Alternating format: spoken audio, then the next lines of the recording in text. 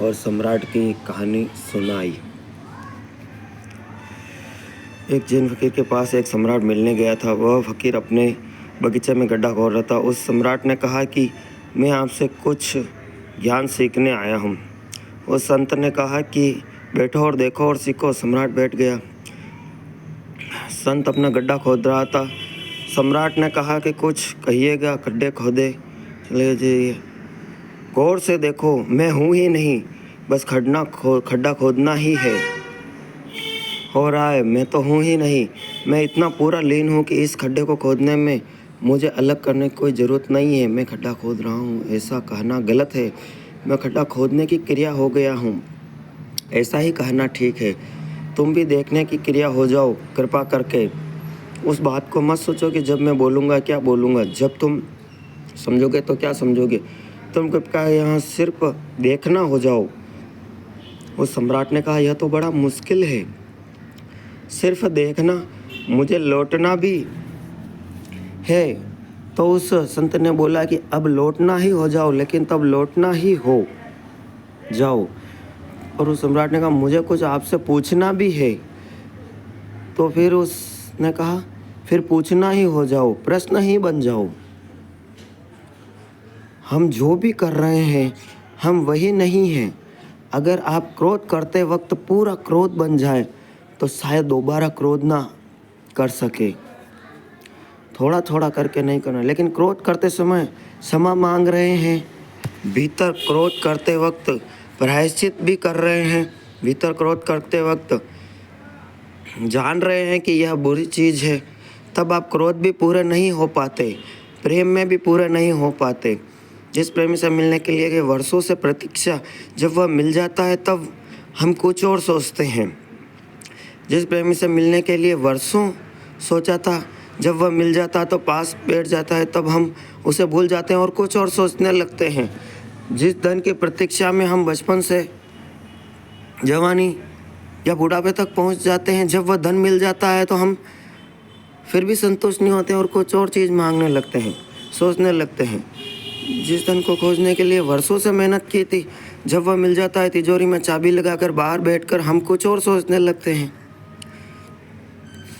हम पूरे वक्त चूकते चले जाते हैं। हम सदा ही भविष्य को, अपनी शक्ति को व्यय करते हैं। अगर शक्ति को संग्रहित करना है और शक्ति को संग्रहित करते हुए बिना कोई अंतर यात्रा संभव नहीं है, तो हम वर्तमान में जीना सीखना होगा। वर्तमान के साथ बड़ी खूबी है, वर्तमान सर्कुलर है, राउंड शेप है। नहीं समझे?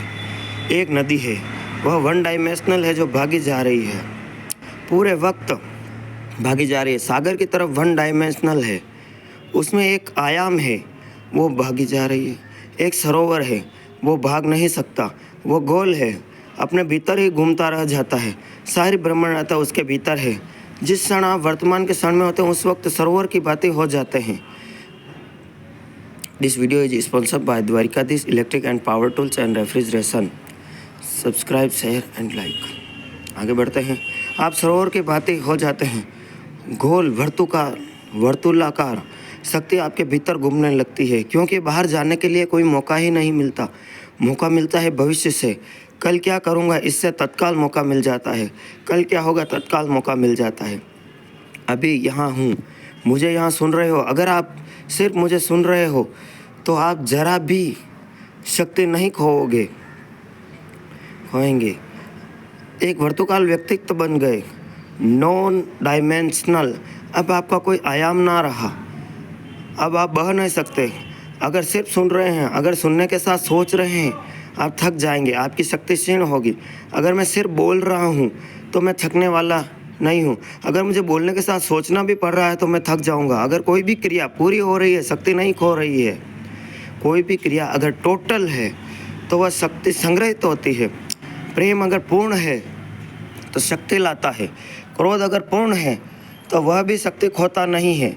जो भी पूर्ण हो जाता है वह खोता नहीं है। बड़े मज़े की बात है, अगर क्रोध पूर्ण हो जाए तो क्रोध से मुक्त हो जाते हैं, क्योंकि वह इतना व्यर्थ मालूम पड़ता है। अगर आप प्रेम में पूर्ण हो जाएं तो आप प्रेम से भर जाते हैं, क्योंकि वह इतना सार्थक मालूम पड़ता है जिस क्रिया को पूर्णता से किया जा सके। मैं पाप करता हूँ। पाप और पुण्य की कोई और कसौटी जगत में नहीं है। अगर आप क्रोध को पूरी तरह कर सकते हैं तो दोबारा भी कर सकते हैं। फिर क्रोध पाप नहीं, लेकिन ऐसा कभी नहीं हुआ। आप क्रोध को अधूरा करते हैं, इसलिए दोबारा फिर कर पाते हैं। अगर आप क्रोध को एक बार में पूरा कर ले, आपके चारों तरफ नरक उपस्थित हो जाएगा। जिस नरक को आपने शास्त्रों में पढ़ा है वह आपके आसपास खड़ा हो जाएगा और दोबारा आप क्रोध न कर पाएंगे, प्रवेश ही न कर पाएंगे, बाहर हो जाएंगे। आप इतने ज़ोर से लगेगी आग, इतने ज़ोर से लगेगी कि कोई रास्ता ही नहीं बच जाएगा। लेकिन हम कुनकुनी आग में जीते हैं, लुकवर्म थोड़ा करते हैं, ज़िंदगी भर चलता है, झुकता नहीं, चलता भी रहता है। नर्क बन जाए तो पूरा स्वर्ग में देर रहती है, लेकिन नर्क में हम इतने धीरे धीरे बनाते हैं, वह कभी पूरा बन ही नहीं पाता, उससे छुटकारा हो ही नहीं पाता। इसलिए पहला सूत्र आपसे कहता हूँ, अकाम की यात्रा के लिए और काम के उद्वगमन के लिए वो है प्रतिफल जीना, प्रतिपल जीना। सन्यासी का अर्थ है घर छोड़कर भाग जाना नहीं है। सन्यासी का अर्थ है जो प्रतिपल जी रहा है, जो पल के बाहर नहीं जीता। जो कभी जीता है वही जीता है, कहीं और कहीं नहीं जीता, वो अपने पल में जीता है। जो व्यक्ति चित्त की दिशा में आ जाए वह सन्यासी हो जाता है।